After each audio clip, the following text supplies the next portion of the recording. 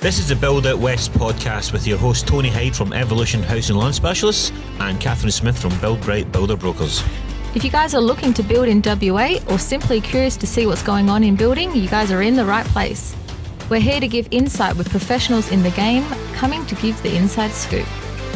Episodes are uploaded weekly, so don't worry, we don't skip a beat and you won't either. Like, share, subscribe, sit back, relax, and let's go. Hello and welcome to the Build Out West podcast with your host Tony Hyde. And Catherine Smith. How are you? Good. Good morning. Good. As we can see today, we've got another guest. Hi Daniel, how are you? Good, and you? Good. So Daniel Paton from Developed Town Planners sort of thing? Yep. Correct, yeah. Yep. So this is your time to shine, mate. Tell us a little bit about yourself. All right, well, I guess we started off during COVID, so we're a COVID baby. Okay. By trade, I originally didn't start off as a town planner. Basically, I started off as a surveyor in the field. Okay. So doing land surveys, banging in pegs around construction sites, and then from there kind of just curiosity around town planners and how development happens and builds. And then from there, basically, I went back and did my master's. Became qualified as a town planner, worked in the industry, and then from there, leapfrogged into setting up my own business. Ambitious starting in COVID. Yeah, well, it's one of those things. I think once you start, you kind of burn the boats and take the island type mentality. Yeah. But we were very fortunate, had a few really good employees early on that I think leapfrogs you forward, and then also had the property market probably jump and run at the same time. So Yeah. overall, it's been a really good experience. So you worked on the property boom we had in Perth, and I think that happened, didn't it? Yeah. Jesus. Yeah, I think pretty much from COVID till now is just such a shift. Said the C word. We don't say the C word on here. Yeah, I know. We're so over talking about COVID, especially in building, my God. But, there's such a shift in the whole development world. And I think it's only been better for Perth in a general sense. Yeah. Yeah, well, I mean, one thing we sort of noticed when I first started up was the building grants. That sort of came 3 months after I started. Wow. I don't think anyone saw that coming, but that supercharged the market. Yes. But then I guess we've had to now navigate post-building grants and then seeing the whole building environment really change. And you guys are probably more affected than most. Yeah, we've definitely been talking on previous podcasts. And if you haven't listened to them, stop this right now and go and listen to all the other ones before you come here, or it might not make too much sense to you because We just want more views. Yeah, that's it. More views. The more views, the better. Let's start off by saying, can we get everyone that's listening to go on and subscribe, please? Just subscribe. It really helps us get this information out. So, yeah, great. So, what is a town planner? Yeah, look, it's one of those professions, I think, when most people think of a town planner, they think of someone in local government. Yes. Working away, ticking and flicking, and their first word that comes to mind is no. Yeah. Well, pretty much anyone in local council is that's how we, categorise them. But you know what? Like, I have a lot of respect for local government town planners because it's quite a difficult role. I think a lot of the time they're hinged. They have to work in the council's interests. Yeah. They can't necessarily tell the mum and dad or the builder or the developer how to go about something. And that's probably where the role of a private town planner comes in. We're there to really advocate for the client and basically get the outcomes they want in a simple nutshell. Yep, okay. So do you work with the government town planner as a private town planner? Yeah, we do. Look, it's a really close relationship, and I think people need to it's nearly like when you buy a property, everyone is generally represented by two settlement agents. Yeah. I like to think of town planning in that regard. So you've got your local government town planner, you've got your private town planner, and we're really there to work together to try and get the approval or the outcome for the property. Mm-hmm. Sometimes that doesn't always go the way you want it to go. So there's different approval pathways. So you can have your applications going to council, Mm-hmm. which might be changing soon. You've got JDAPs, which you've all heard about, with apartments getting approved in areas they shouldn't. Potentially they should. And then we've also got refusals, and then we end up at SAP, which is another place. So it's a very broad and sort of convoluted pathway. Yeah, okay. With us, me and Cath obviously being in the building game and being brokers for building companies and etc., what would be like the ideal client for you then? And we're probably, let's just focus mainly on residential. It will be like a client that you would use your services to the guests. Definitely. Listen, No, understand. so there's probably three key sort of people. One is your homeowner. Yep. Or like a single house. So for example, maybe you've got an awkward shaped block or a little bit of a skinnier block where maybe the house plans don't quite fit the R codes, and you have to vary them. So that's one thing about planning is it's the profession of discretion. Mm-hmm. That's effectively where we add value. Yeah. So that's one key person that benefits, especially if you're building your forever home. You want to have it how you want it. Yeah. The second is obviously the investor. So anyone developing or subdividing, time is probably one of the most important things. The interest bill keeps chipping away. So anyone that's looking to subdivide or get group housing approvals quickly, a town planner can sort of mitigate that risk. Yeah, I think it makes sense. I have a client where they own the land, they're subdivided, they're building on the front, they will want to eventually build in the back. But we're trying to go through the council with the builder, and we'll just keep hitting some box to the point where me and the clients went direct to the government and just asked about getting these things. Again, your services would have been easier, saving probably about 3 or 4 weeks of going back and forward, saying, here, we've got this almost a day approved. Can you just go and quote it for us? You know what I mean? Because the builder doesn't really want to be going to the town planners and all that kind of stuff. They don't want. I know that I can feel the resistance when we work with them, which is fine. It's a lot harder, especially how busy they are. I understand, but this is a harder task. This one's easier, right? Yeah, and look, no one really likes to go through planning. It's not always a choice. I think every builder, if they could just go... We can avoid it. We can try, Yeah, and look, private planners, we can become expensive because everything's not black and white. Nothing's actually ever guaranteed. You really have to work through it. But I think if you do the work up front and actually make sure that you're relatively compliant, hopefully that mitigates that makes sense. Council. Mm-hmm. Yeah. So you mentioned there's local government, so council, shires, whatever you want to call it, and then you're private. What's the main differences that you're looking for? Yeah, look, the main difference is council town planners or local government town planners, they're working for the city or the shire. They're there to basically help create, grow and manage that scheme or that local planning scheme. So for example, let's use City of Joondalup for example. They're there to try grow City of Joondalup into a really vibrant community. That's basically their role. Mm-hmm. And then it boils down to the nuts and bolts of approving patios and all those little things. But there's an overarching goal or ambition to sort of drive towards. Yes. Now, your private planners, it's a very broad term. You can be strategic, you can be statutory, but basically we're an advocate for you, the client. We work in your interests and we're there to try to achieve what you want to. Now, there's many strategies and angles you can use as a private consultant, and that's probably where we add value is we're good at working in the grey. Yeah. If it's black and white, you don't really need us, but the second you step into that little grey area, and there's a lot of grey. It's a lot of grey, and rules for interpretation, we could say that. As we get referred in to clients, and it happens regularly, they go, "Oh, you've done a great job for us," and they get us and go, "But you built in a new estate with a fairly easy build. We've got a whole lot of work to do because you're building in an established area and the block's on a 12-degree angle." And it becomes like, why is it so hard? Because there's so many other things to add in. Like the one in QG I'm looking at now, is the amount of limestone that's in that ground.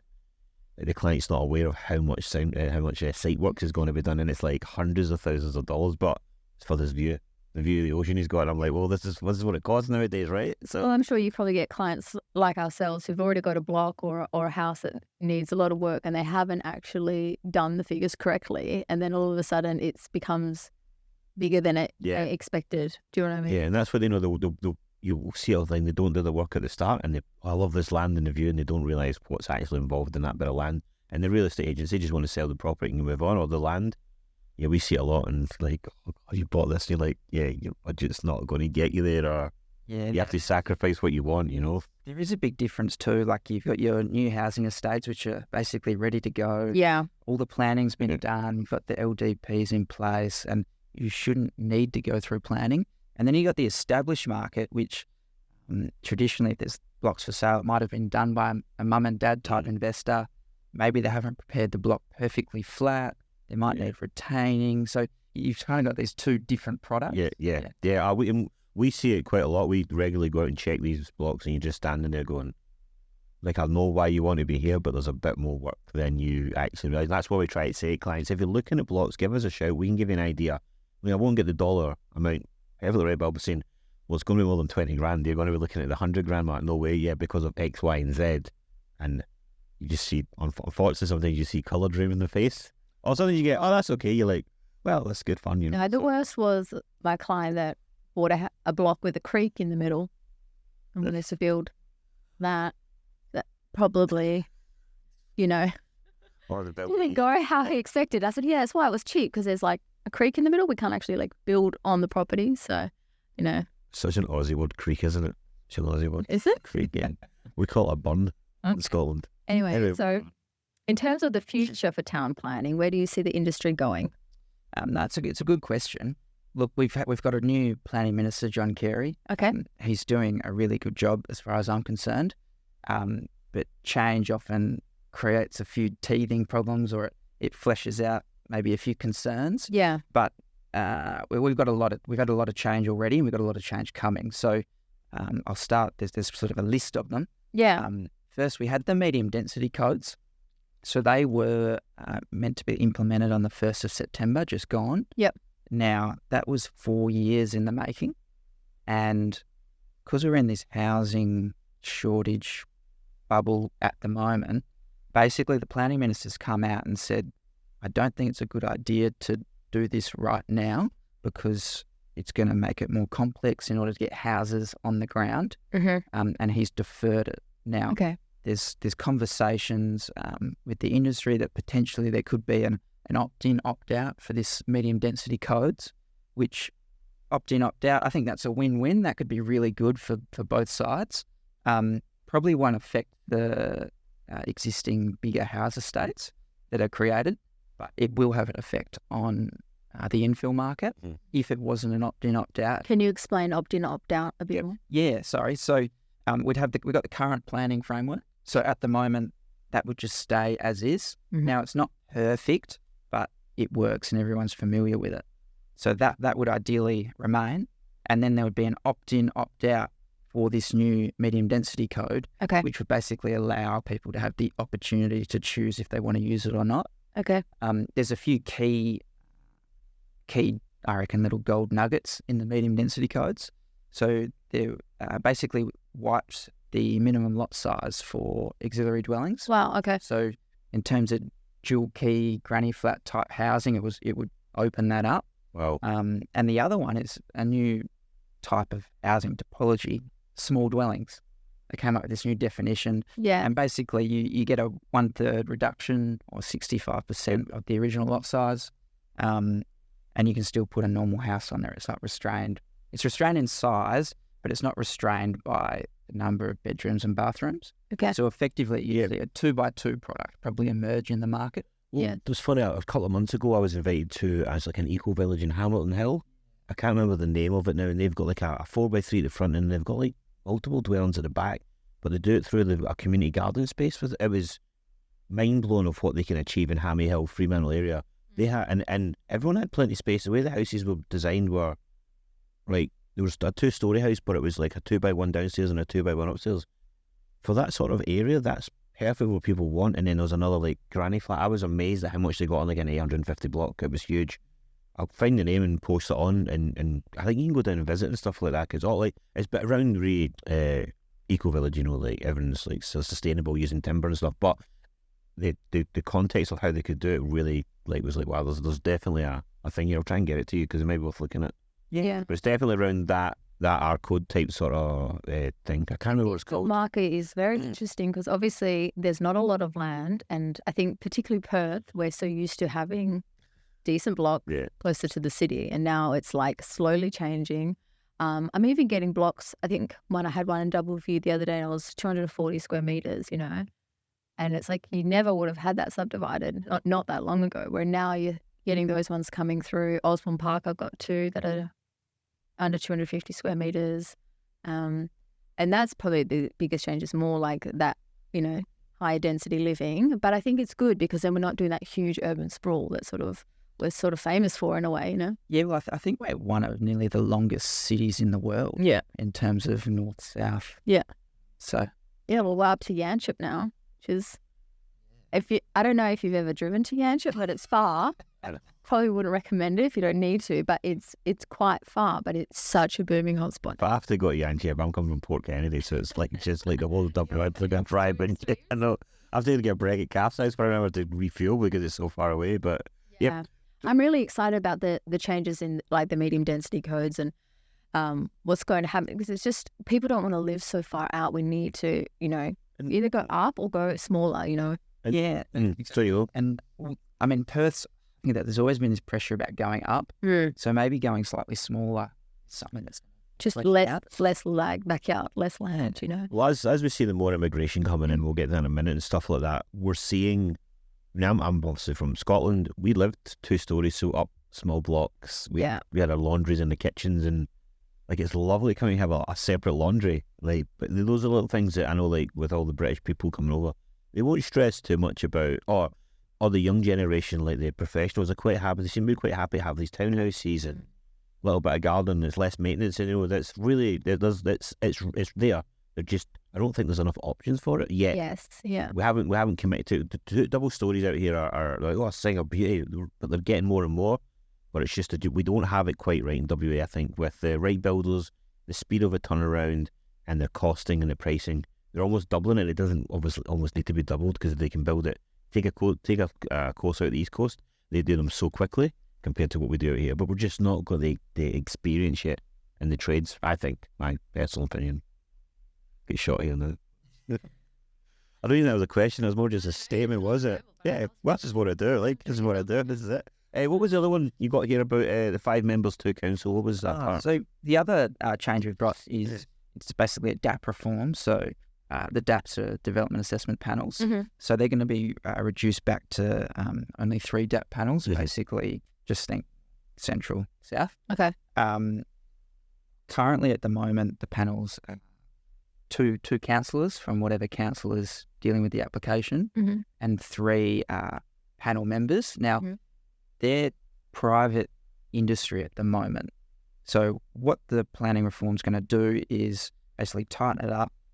You'll still have your 2 council representatives, but those 3 private members will now become, my understanding, and the details are still come out, but it's going to be 3 full-time government employed professionals, which I think is really good for the industry because it's going to get rid of any sort of potential private industry developer sways and make it a really clean process. Yep. And what he's also doing is opening it up to basically any application except a single house. So if you wanted to take a two unit, 2 group dwellings to a DAP, you could. There's basic thresholds, like you've got to at least be hitting a $2 million construction rate. But we're fast approaching that. So that's going to become easier and easier. Yeah. As housing prices. Yeah. Prices, right? I mean, we speak to lots of builders and investors and opportunities, and these things are going to allow all these sort of different types of housing to come in. The duplex 4x2x1 sort of one house built double stories. I've got a lot of them in the UK with 2 driveways and stuff. I can see them coming along very quickly. I can see all that stuff starting to come over the next 2 or 3 years. You'll get a 2x1 on a decent block, but you'll maybe downstairs or downstairs, and it's just a really British way of living. Yeah. It'll actually increase the space, and they share the backyard or they split it. There's loads of different ways, and it works. It works, and it definitely works around that social housing, because they can put more on the areas and stuff like that. But again, they have to make sure they've got the services, facilities to run these things. Yeah, and it's really a question too of ageing in place as well. You're going to probably have a lot of people. I know we've got an ageing population, and you're going to have parents want to end up living with the parents, and this sort of future housing might be the granny flat or Ponzi flat out the back that the parents sort of retire into, and it's kind of going to evolve that way. And one of the other, I think, issues, or not issues, but items that isn't talked about enough is these massive apartments have large strata levies. Like they add up over time. Yeah. It's basically maintaining a significant asset. But these small little infill duplex, triplex, quad type little developments, the strata levies are micro in comparison. So it's quite an affordable way for the average person to kind of still get their housing at an affordable rate and not be tied to a a $6,000 to $10,000 strata lift. Yeah, it's a good point. Yeah. I mean, what the smaller ones, I suppose, about your driveway and your fencing. It's like real simple stuff that you would want to pay anyway, right? Yeah, exactly. Yeah, cool. So, last, I guess, topical conversation with this is we're nearing the end of 2023. What does 2024 and beyond look like if in your industry? So we see a large range of clients. So we see your high net worth individuals through to mum and dad's doing a duplex to large property funds. So rounding all that off, I think interest rates is probably going to be a key decider in that infill mum and dad market. Yeah. I think the common person really feels that. You're likely, I think, going to see the larger developers probably start to push forward with a few bigger DAs and approvals, which hopefully times when construction rates start to ease. Mm-hmm. So I think that's going to be bringing supply to the market. But we've probably got this 2 to 4 window gap where I'm not quite sure where the houses are going to come from. Yep. Yes. Yep. For the smaller infill market. And that's funny because we had Max Peroni on from Centurion Steel a couple of weeks ago. Go and watch the podcast. And he was talking about he's in talks with the governments to try and supply the steel to the builders, because steel frame buildings, we can get them a little bit quicker. But there's a skill shortage in people putting these frames up and stuff. So it's like a perfect storm in every avenue they go down, because we're so used to going double brick stick frame roofs, and it's probably the slowest way to build anything, and it doesn't make sense. We need to go truss roofs. I'm not going to go on a rant. I'm going to rant early. One rant a day, I'm allowed, isn't it? That's it. Or I can use it. Yep. So early as well, I used it. No, I'm an advocate. I mean, I'm building it at the moment, and I'm doing completely timber frame. Yep. Yeah, no. I mean, the double brick, I think it's good. Don't get me wrong, but I think there's other alternate ways to build with Timber frame's huge at the moment, particularly what suburb are you building? Trig. Yeah, okay. Always. Yeah, a lot of City of Fremantle. I'm doing one in Hilton that's full timber. Did one at Hamilton Hill. One in Hilbert. timber. I've got one out in Hilbert that's going full. It's I think it's brick veneer actually. It's brick veneer they're doing. With timber. Yeah, with Yeah. timber framing. Yeah. It's also more common, but even the big builders now are looking into timber framing, which has been a shift. So Yeah. That's a whole other topic, really, isn't it? Oh, it is. You know, they try and find the differences. There's pros and cons to all of it. I'm a big fan of the brick veneer. Going down that kind of road, I think it's a better way to build. Fully framed and stuff is probably where I want to be, but I'm not quite ready to commit to that in WA because I'll get shot walking down the street, right? But yeah, it definitely makes a massive difference. And I think when we had Max on, he was like, if we can get builders to and WA people to switch on to it, we'll get more stuff in there. And changing the R codes is going to allow us to build like more houses, more granny flats, get that out, because social housing is a problem right now as well. You know, everyone's struggling, you know, so. Yeah, it's a bit of a funny one because we have so many people wanting to invest in Perth, but the shortage in Perth is also, you know, it's almost two sides of it. It's like finding stock, finding supply, but then people are ready, you know, and you've seen like in the media, you know, when there's a rental property and there's a line out the door, people wanting to rent, and it's just a vicious circle. We're still in a backlog, you know, so it's like we just got to do this huge catch up. There's a couple of things. So the first quarter of this year, I haven't seen the second quarter. First quarter, there was 22,000 people came to WA, 18,000 from abroad. Where did these people go, right? And that's expected to happen. We're looking at, 300,000 people in the next 8 years moving to WA. I works about 16,000 houses that we need. And what's the rental rate occupancy? 1.4% or something? 0.4%. And then that's just people moving out of the house and moving in, right? And then I think we've still got a backlog of about 25,000 houses to be finished and completed. We're getting quicker. Yeah. Just to be like in the neutral, yeah. And then we need to build 16,000 more, and we're only building 17 to 18. So we're going to have a backlog, I reckon, or just keeping up with the demand for, I don't know, the next 5-6 years. So it's like a great time for us. We're in this industry, you know. And the interest rates are having that big hit, but I'm getting a lot more first home buyers just inquiring and talking to me now, going, I'm paying $650 rent. Can I build? Yeah, you can build for that kind of price. You know, we just got to manage these expectations a little bit. But you're like, I want to stay in Colburn. Yeah, not for that price. You're not, you know, like Colburn or Hammy Hill. Like these things are just exploded. Like you kind of like Hilbert Haines all down there, that road down there, Armadale Road. It's 600,000 to live in Southern River. It's crazy. Probably getting into that market now too, where the established market is rising so quickly. The land market generally lags behind. So yeah. There's there's an opportunity in building, because to go through the effort of doing it, you're going to be rewarded and effectively end up with a product. We're seeing and we're seeing builders getting their builds done from slab down 10 months, 11 months. So that's getting back to where we kind of want to be. We're not quite at before pre-COVID. I don't know if we'll ever get that quick again, unless we change our building methods. And the reason we're that quick is because we're only building like 8,000 houses a year, 9,000, because no one was building. I think really we're not going to be that quick for a while just because of the backlog. You know, we just, in terms of what we actually have to service still, there's just, you know, too many clients at the moment. I mean, I know that not trades prices are coming down, but supplies prices are slowly dropping. But I don't think builders will move their prices because most of them just broke even to survive, and I think that's going to stay, right? That's it. I think they've had like a couple bad sort of years per se. Yeah. So they kind of need to like catch up on that. And it's been quite a tough 3 years for builders. And I reckon it, from like an emotional sense, you kind of carry that forward a little bit. And I think the whole industry is starting to get a little bit tired and kind of needs a bit of a break. But I don't think it's going to get one. No. So that's probably going to be the trend for the next 2 or 4 years. So before Catherine puts you under the hot seat, because we like to do that, we don't tell you. One last question. So perfect client, a residential client comes to us. What would be like your advice to them? Someone says, I say it's a subdivided block. There's about what would be your advice to go, this is what you should do before you even engage builders and things like that? Yeah, that's a great question. Yeah. It's a good question. Look, my advice, what's my advice? If you can get a due diligence clause in your purchase contract, that's always ideal. But outside that, I think if you're going to align yourself with the right professionals, have your team set up, and that should mitigate the risks. I think sometimes people maybe get stuck in just one professional, but you really need a team. Yeah. So it's not just the planner, it's the surveyor, the building broker, the finance. So it's making sure you got the whole team. Yeah. Not just one. Yeah.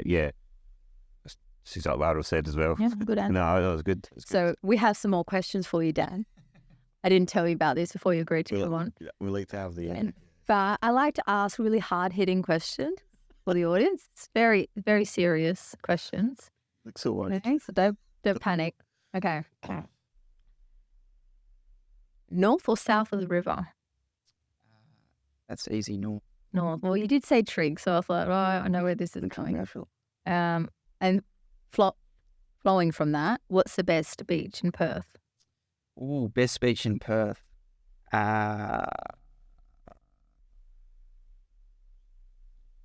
Trig Point. I thought there was a bit of a trig in there. Okay. Eagles or Dockers? Eagles. Okay.